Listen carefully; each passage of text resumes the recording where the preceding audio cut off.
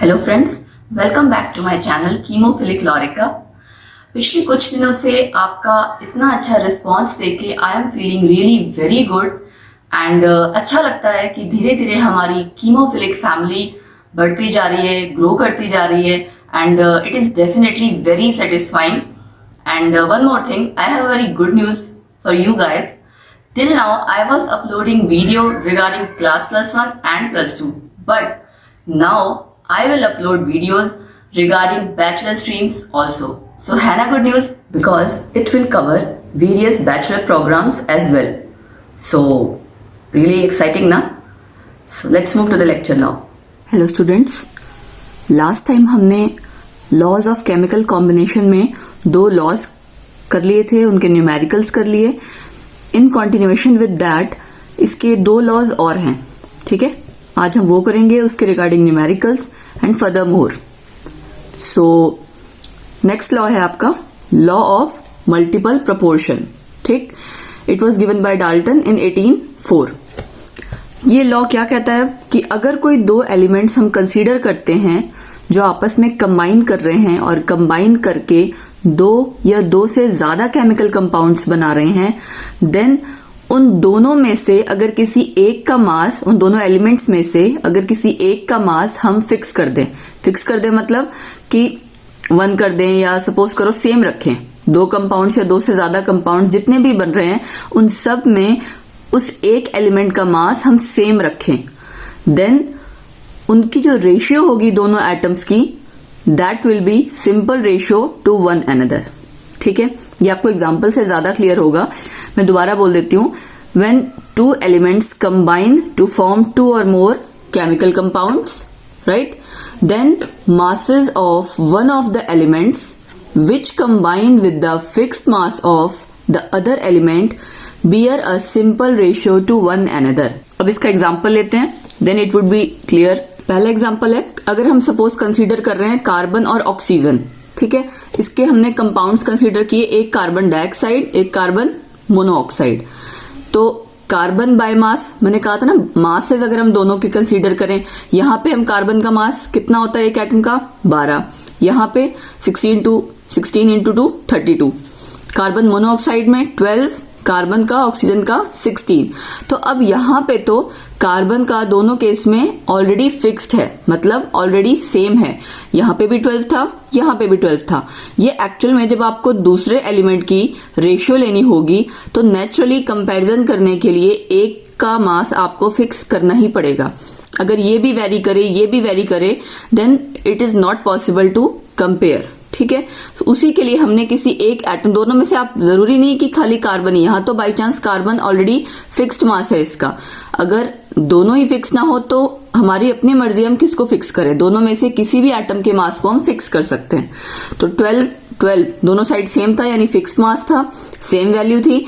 Oxygen वाले atoms की अगर हम मासेस की रेशियो लेंगे तो 32:16. ठीक है, यानी यहाँ पे मैं ये उल्टा लिख दिया है, 16:32. अगर हम इसको CO ले लेते हैं, CO/CO2, इसकी रेशियो जो हम कंसीडर करेंगे तो क्या आ जाएगा, 1:2. एक और एग्जांपल लेते हैं, compounds of nitrogen and oxygen के. नाइट्रोजन और ऑक्सीजन के 5 तरह के कंपाउंड्स आप यहां देख रहे हैं. Nitrous oxide N2O, nitric oxide NO, nitrogen trioxide N2O3, nitrogen tetroxide N2O4, nitrogen pentoxide N2O5. ठीक, 5 तरह के आपने ऑक्साइड्स लिए. अब इनके मासेस देख लेते हैं. नाइट्रोजन यहाँ पे 2, तो यानी 14 into 2 28. यहाँ एक ही है तो 14. N2 यहाँ भी 28, N2 28, N2 28. ठीक, ऑक्सीजन का अगर आप देखेंगे यहाँ सिंगल एटम है 16, यहाँ पे single atom 16, 3 atom 16 into 3 48, 4 atom 16 4 64, 5 16 5 80. अब सारी जगह आप देख रहे हो नाइट्रोजन का मास सेम है एक्सेप्ट इन नाइट्रिक ऑक्साइड. यहां भी 28, यहां भी 28, यहां सब जगह 28 है एक्सेप्ट हेयर. तो हमें मास किसी एक का तो फिक्स करना ही है.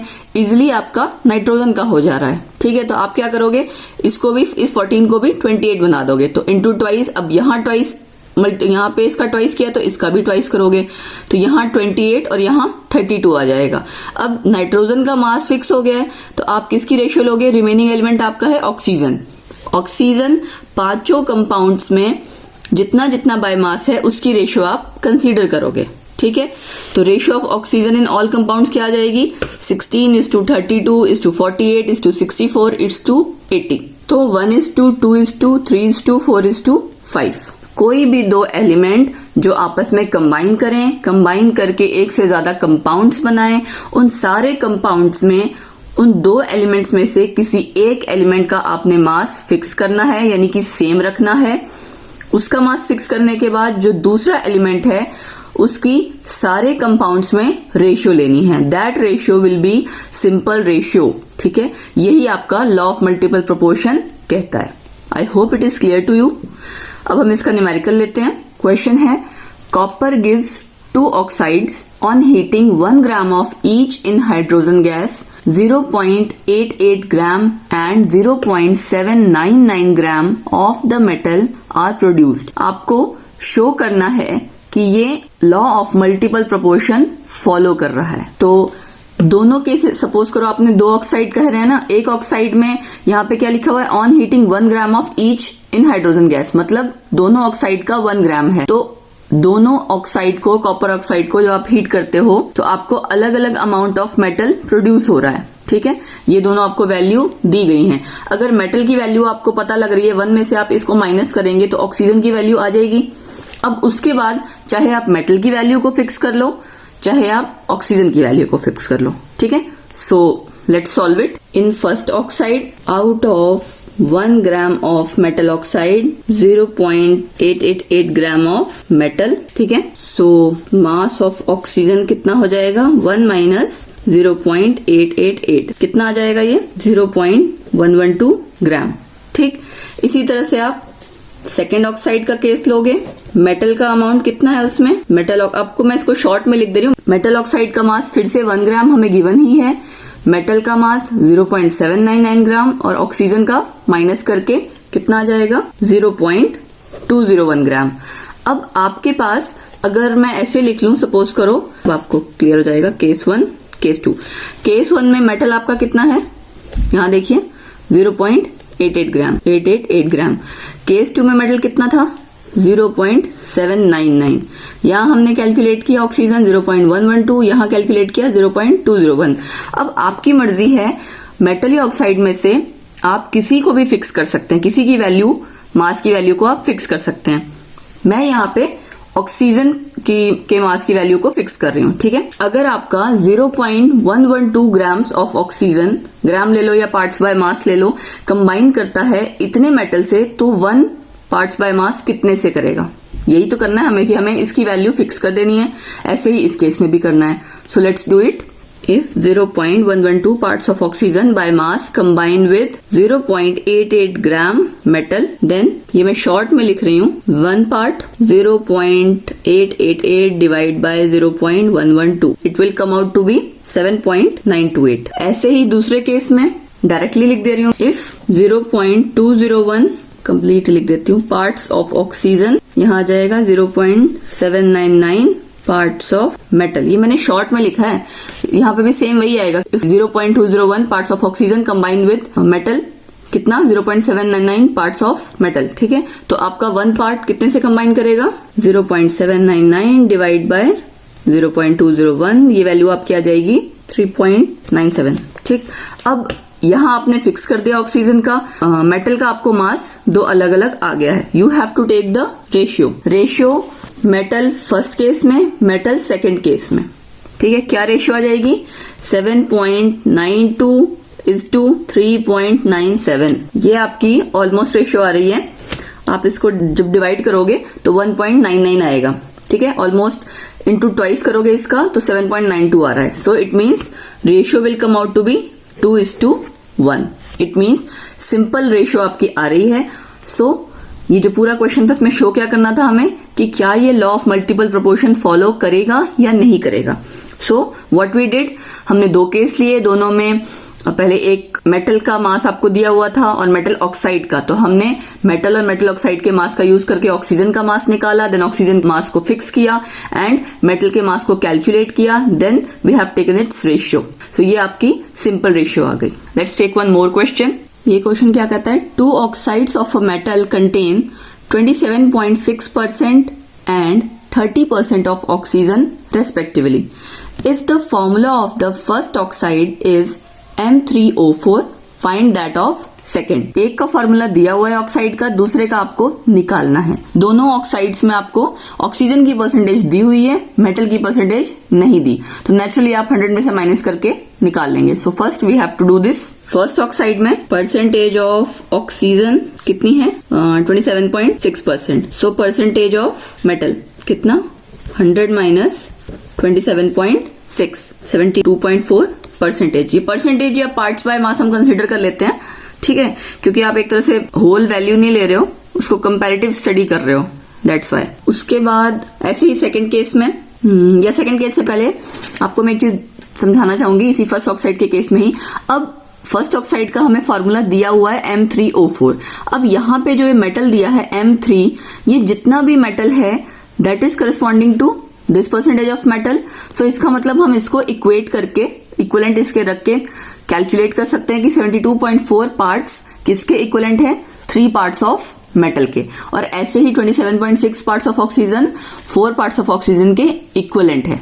फाइन, तो पहले ये कर लेते हैं, क्या लिखेंगे, 72.4 parts by mass of metal, it is almost equivalent to 3 atoms of metal. दूसरा था आपका 4 एटम्स ऑफ ऑक्सीजन, है ना, तो 27.6 parts by mass of oxygen किसके बराबर आ गया, 4 एटम्स ऑफ ऑक्सीजन। ठीक है, ये एक्चुअली मतलब ये है कि जितना भी परसेंटेज आपका मास मेटल का था या ऑक्सीजन का था, वही तो आपका कंपाउंड बना रहा है, तो फॉर्मूला आपका जो भी है वो करस्पॉन्डिंग ही रहेगा इसके, दैट्स व्हाई हमने इसको इक्विवेलेंट यहाँ पे रखा है। ठीक है, अब लेते हैं सेकंड केस। सेकंड ऑक्साइड में क्या आ जाएगा, परसेंटेज आपको दी हुई थी 30% ऑक्सीजन की, percentage of oxygen is equal to 30 and metal 100 minus 30 यानी कि 70%।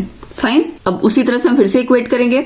अब यहाँ पे हमें सेकंड केस में फॉर्मूला निकालना है, पहले केस में हमें फॉर्मूला पता था, ठीक है, तो हम क्या कर सकते हैं कि 72.4 पार्ट्स बाय मास मेटल का 3 एटम बनाता है, तो 70% बाय मास उसी मेटल का कितने एटम बनाएगा, कर सकते हैं ना। ऐसे ही ऑक्सीजन के केस में उससे हमारा क्या आ जाएगा, सेकंड ऑक्साइड का formula 72.4 parts by mass of metal is equal to 3 atoms of metal। 72.4 3 atoms of metal के बराबर है, तो 70 कितने के बराबर होगा, यही निकालना है ना हमें। 3 by 72.4 into 70, ये आ जाएगा 2.9 atoms of metal। Similarly in case of oxygen, 27.6 parts by mass of oxygen is equal to 4 atoms of oxygen. तो कितने का निकालना था यहाँ पे, 30 का। 30 पार्ट्स कितना बनाएगा, 4 बाय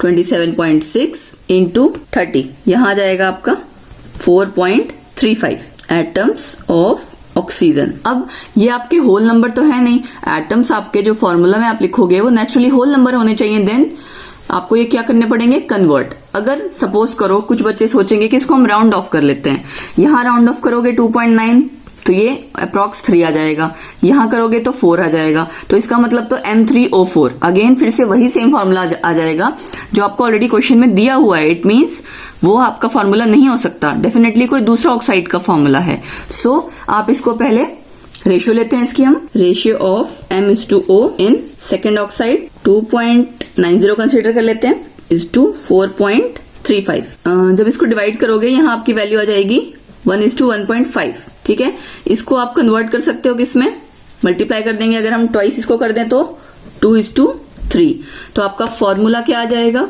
M2O3।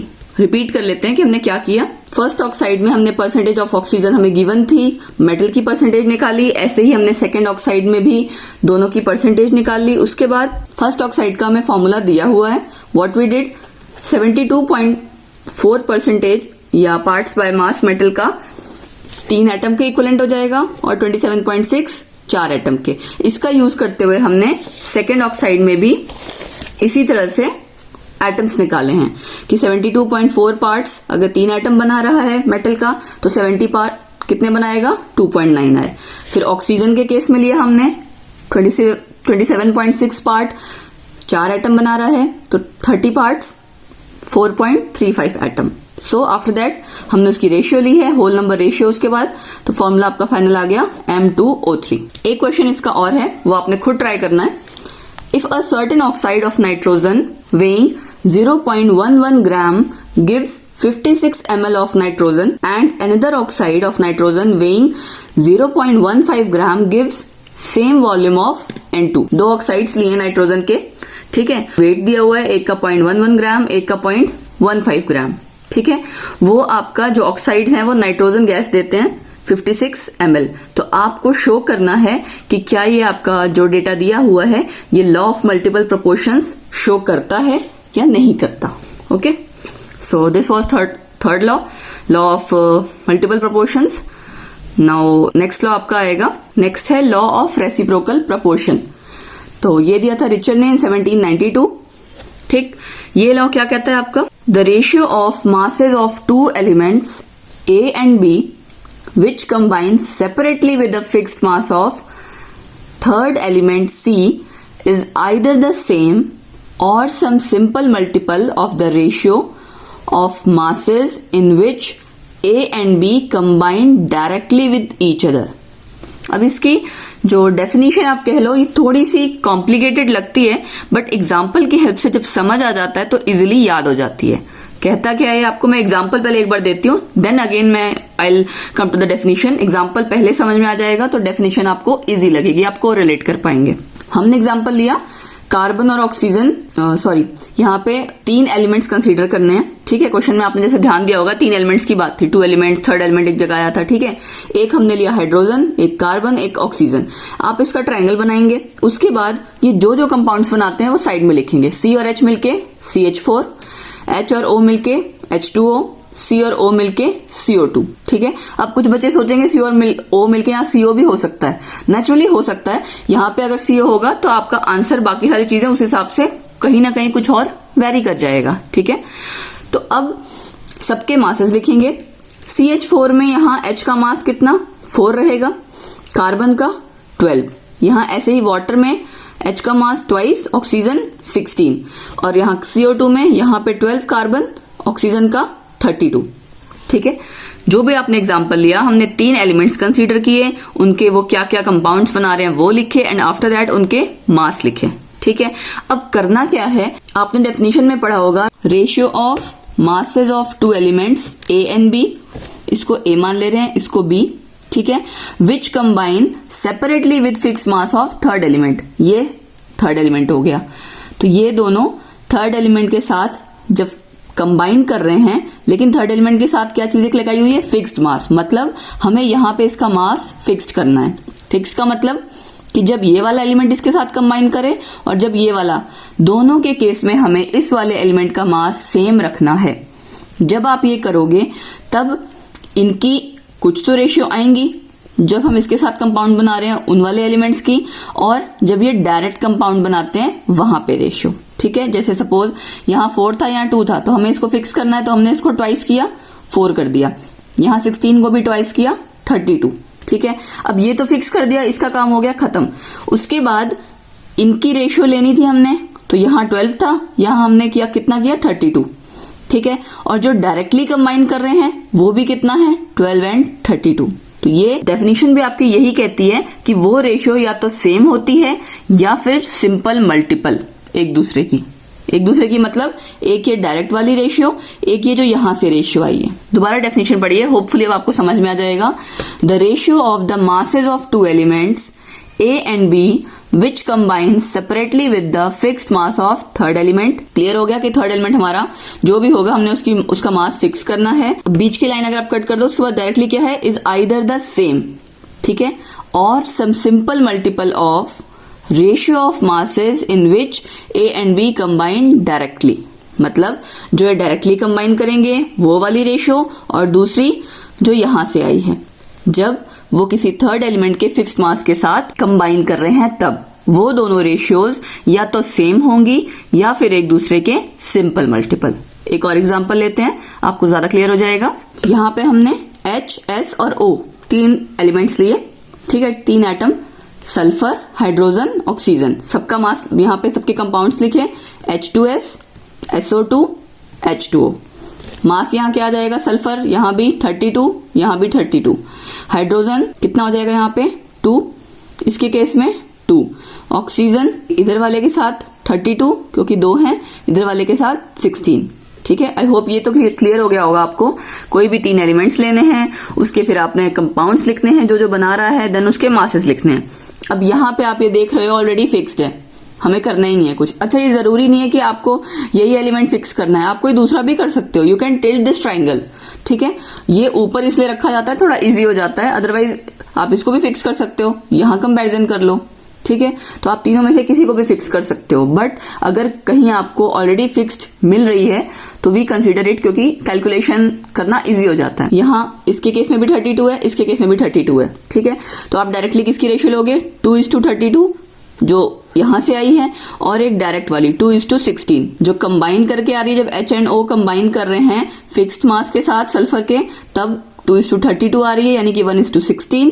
और जब डायरेक्ट रिलेशन है तो 2:16 यानी कि 1:8। अब आप देख सकते हो 1:8 और 1:16 एक दूसरे के सिंपल मल्टीपल हैं। पिछले केस में सेम आई थी वैल्यू, यहाँ पे सिंपल मल्टीपल। आई होप आपको ये लॉ क्लियर हो गया होगा, ठीक है। इसका एक क्वेश्चन है, ये आपको खुद ट्राई करना है, मैं आपको हिंट दे रही हूँ, समझा दे रही हूँ। अमोनिया कंटेन्स परसेंटेज दी हुई ऑफ नाइट्रोजन एंड हाइड्रोजन। ऐसे ही वाटर में 88.90% of oxygen, 11.10% of hydrogen. Nitrogen trioxide contains 63.15% of oxygen, 36.85% of nitrogen. ठीक है, आपको शो करना है कि क्या ये data law of reciprocal proportion follow करता है या नहीं। क्वेश्चन पढ़ के आपको क्लियर हो गया होगा 3 एलिमेंट्स कौन से हैं, नाइट्रोजन, हाइड्रोजन एंड ऑक्सीजन, और 3 तरह के compounds, ammonia, water and nitrogen trioxide. ठीक है, इसके केस में अब आपने खुद से मास नहीं लिखना है जो आप लिख रहे थे, जैसे 32, 16 ये जो मास लिख रहे थे वो आप तब लिख रहे थे जब हमने खुद से कंसीडर किया था एग्जाम्पल। यहां आपको परसेंटेज दी हुई है, you have to take these values. Masses की जगह आप इन वैल्यूज को लोगे, उसके बाद किसी एक को फिक्स करोगे मास को, देन अगेन जैसे सामने आगे हमने किया था रेशियो लेनी थी, एक डायरेक्ट वाली, एक जो दूसरे केस वाली थी। तो इस तरह से आपने इस क्वेश्चन को सॉल्व करना है and you have to figure out कि क्या ये data law of reciprocal proportion follow करता है या नहीं करता है। ठीक है, नेक्स्ट, ये तो आपके लॉज कंप्लीट हुए, लॉ ऑफ केमिकल कॉम्बिनेशन। ठीक है, अब नेक्स्ट एक और लॉ आता है। नेक्स्ट लॉ है आपका गे-लुसाक्स लॉ ऑफ गैसियस वॉल्यूम। ये क्या कहता है, ये गे-लुसाक ने दिया था 1808 में। ये कहता है लॉ आपका, जब गैसेस रिएक्ट करती हैं तो वो हमेशा जो, अब सपोज आपको पता है गैसेस की हम वॉल्यूम कंसीडर करते हैं, राइट। तो जितनी भी आपकी रिएक्शन में गैसेस होंगी, चाहे वो रिएक्टेंट्स में हो चाहे वो प्रोडक्ट्स में हो, वो सब रिएक्ट करते टाइम उनकी सब की आपस में एक सिंपल रेशियो होगी। ठीक है, बट कंडीशंस क्या हैं, टेम्परेचर और प्रेशर सेम होने चाहिए। When gases react together they always do so in volumes which bear a simple ratio two one another and to the volumes of the products if these are also gases। कई बार ऐसा होता है products में gases नहीं होते, खाली gases कुछ होती हैं, कुछ और रेजिड्यू भी हो सकता है। ठीक है, ये चीज हमें खाली, ये लॉ हमें खाली गैसेस के केस में अप्लाई करना है, सब जगह नहीं। Under similar conditions of temperature and pressure. तो एग्जांपल लीजिए, जैसे अगर आपको सपोज करो हाइड्रोजन ऑक्सीजन कंबाइन करके वाटर बना रहे हैं, तो आपने ये, आपको जब भी रिएक्शन लिखोगे बैलेंस केमिकल रिएक्शन होनी चाहिए, अदरवाइज वो आपका एक्यूरेट नहीं आएगा। जो रेशियो आप कंसीडर करते हो वो एक्यूरेट नहीं आएगी। यहाँ पे 2 वॉल्यूम, यहाँ पे कुछ नहीं है यानी कि 1 वॉल्यूम, यहाँ पे भी 2 वॉल्यूम, तो रेशियो क्या हो गई 2:1:2। It's a simple ratio. दूसरे केस में आप अमोनिया बना रहे हो with the help of nitrogen and hydrogen, यहाँ पे भी 1:3:2। ठीक है, बहुत सिंपल सा लॉ है ये। अब इसके बाद नेक्स्ट आता है आपका एटॉमिक थ्योरी आएगी अब। ठीक, तो फर्स्टली जो कॉन्सेप्ट था कि matter was made up of small indivisible particles, कि सबसे पहले ग्रीक फिलोसफर हुए हैं, एक्चुअली ग्रुप था वो कई फिलोसफर्स का, उसमें मेनली डेमोक्रिटस ने ये स्टेटमेंट दी थी, या यू कैन से कंसीडर किया था कि मैटर एक स्मॉल इनडिविजिबल पार्टिकल से बना हुआ है और उन अल्टीमेट पार्टिकल्स को एटमॉस नाम दिया उन्होंने, जिसका मतलब होता है इनडिविजिबल, मतलब आप उसको फर्दर ब्रेक नहीं कर सकते, उसको डिवाइड नहीं कर सकते हो। ठीक है, अब इसी पे फर्दर स्टडी करते हुए डाल्टन ने आगे स्ट्रक्चर ऑफ मैटर डिस्क्राइब किया और लॉज ऑफ केमिकल कॉम्बिनेशन। अब इस डाल्टन एटॉमिक थ्योरी की जरूरत क्यों पड़ी? आपने स्टार्टिंग में पढ़ा कि एलिमेंट्स हैं, कंपाउंड्स हैं, एलिमेंट्स कंबाइन कर रहे हैं, कैसे कंबाइन कर रहे हैं, क्यों कंबाइन कर रहे हैं, क्या स्ट्रक्चर है, उसके क्वेश्चंस, उन क्वेश्चंस का आंसर हमारे पास अभी तक नहीं था, तो उसी के लिए डाल्टन एटॉमिक थ्योरी दी गई। तो डाल्टन ने 1808 में ये theory the structure of matter describe करने के लिए और लॉज ऑफ केमिकल कॉम्बिनेशन को जस्टिफाई करने के लिए या एक्सप्लेन करने के लिए। अब इसके पोस्टुलेट्स क्या हैं?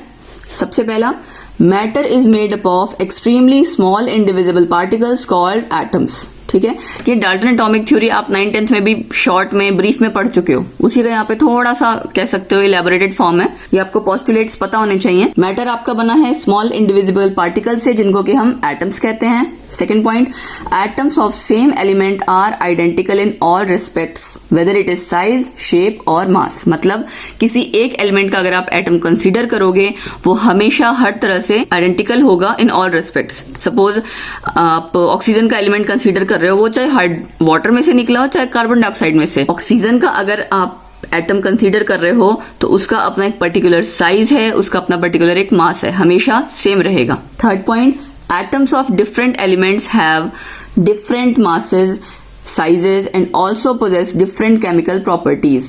Naturally, different elements के जो atoms हैं उनके different mass होंगे, different size होंगे और chemical reaction या chemical properties भी वो different show करेंगे। Fourth point, atoms of the same or different elements combine together to form compound atoms. Same या डिफरेंट एलिमेंट्स के जो एटम्स हैं वो कंबाइन करके कंपाउंड एटम्स बनाते हैं। अब उसने उस टाइम तक टर्म मॉलिक्यूल नहीं दी थी, इसीलिए यहाँ पे हमने लिखा compound atom. Same element combine करेगा, जैसे सपोज H हाइड्रोजन तो H2, डिफरेंट एटम्स H और O H2O। Fifth point, when atoms combine with one another to form molecules they do so in simple whole number ratio. जब atom combine करते हैं एक दूसरे से मॉलिक्यूल्स बनाने के लिए तो वो जब भी कंबाइन करेंगे एक सिंपल होल नंबर रेशियो में कंबाइन करेंगे। Sixth point, atoms of two elements may combine in different ratios to form more than one compound. Naturally दो एलिमेंट्स के एटम्स आपके कंबाइन कर सकते हैं और कंबाइन अलग अलग रेशियो में भी कर सकते हैं, और जब अलग अलग रेशियो में कंबाइन करेंगे तो एक से ज्यादा टाइप के कंपाउंड बनाएंगे। जैसे आपने अभी देखा, सपोज कार्बन और ऑक्सीजन का एग्जांपल ले लेते हैं, कार्बन डाइऑक्साइड, कार्बन मोनोऑक्साइड। दोनों के केस में कार्बन और ऑक्सीजन दो एलिमेंट्स हैं, लेकिन डिफरेंट रेशियो में कंबाइन करके दो डिफरेंट तरह के कंपाउंड बना रहे हैं। Atom is the smallest particle that can take part in a chemical reaction. मतलब सबसे छोटा पार्टिकल है जो किसी केमिकल रिएक्शन में पार्टिसिपेट कर सकता है। कहने का मतलब ये है कि इससे छोटा पार्टिकल नहीं है जो एक केमिकल रिएक्शन में पार्टिसिपेट कर रहा हो। Eighth postulate, an atom can neither be created nor be destroyed.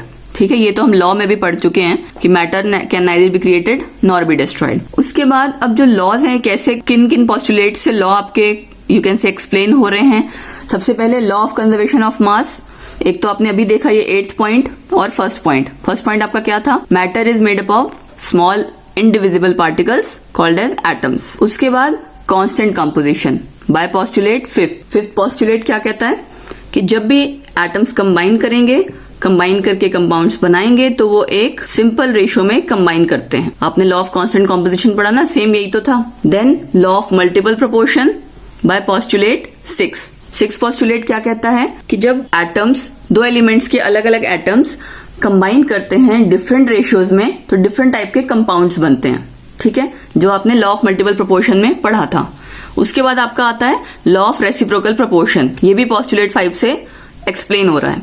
तो जो डाल्टन एटॉमिक थ्योरी थी, इसने स्ट्रक्चर ऑफ मैटर डिस्क्राइब किया, लॉज ऑफ केमिकल कॉम्बिनेशन को एक्सप्लेन किया यू कैन से, बट इसके कुछ लिमिटेशंस हैं। क्या है लिमिटेशंस? अब लॉज ऑफ केमिकल कॉम्बिनेशन तो इसने एक्सप्लेन कर दिया, लेकिन गेल-यूसैक्स लॉ नहीं किया। Second point, atoms different elements के डिफरेंट मासेस और साइज कैसे हैं।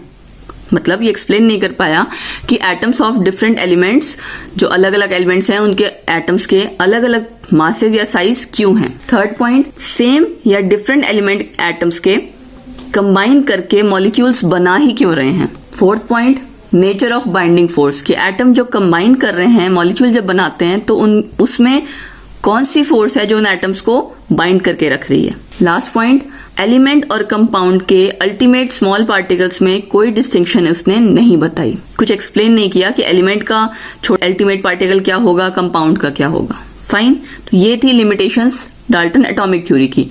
इसके बाद कुछ साइंटिस्ट ने फर्दर रिसर्च की एंड इस थ्योरी को बेस बना के थोड़ा इसको मॉडिफाई किया। सो आपकी नई थ्योरी आई मॉडिफाइड डाल्टन एटॉमिक थ्योरी, और you can say modern atomic theory. Modern theory क्या कहती है?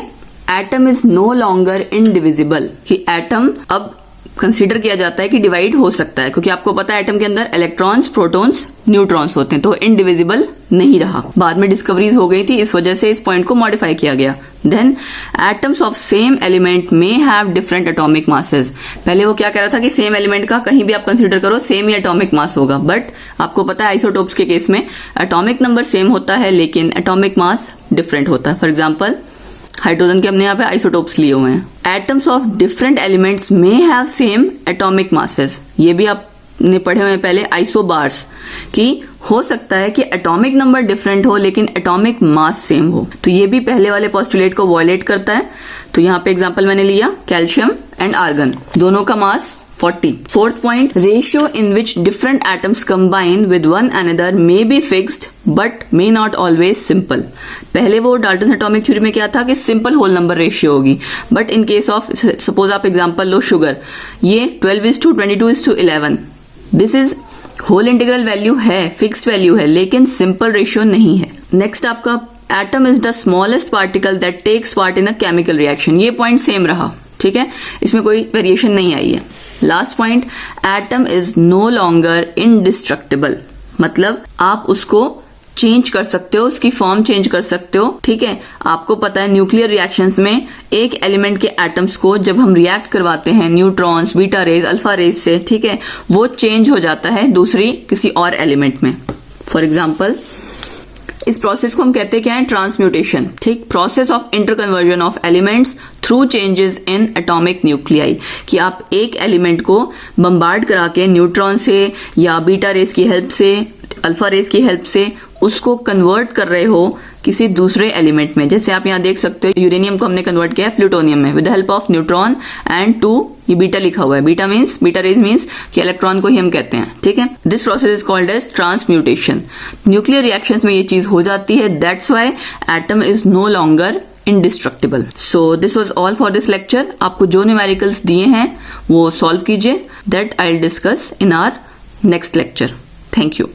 So आप लोगों को मेरा ये लेक्चर कैसा लगा नीचे कमेंट सेक्शन में ज़रूर बताएं, और अगर वीडियो पसंद आई हो तो प्लीज़ इसे लाइक करें, ज़्यादा से ज़्यादा शेयर करें, and also subscribe to my channel, also press the bell icon for all the notifications, and thank you.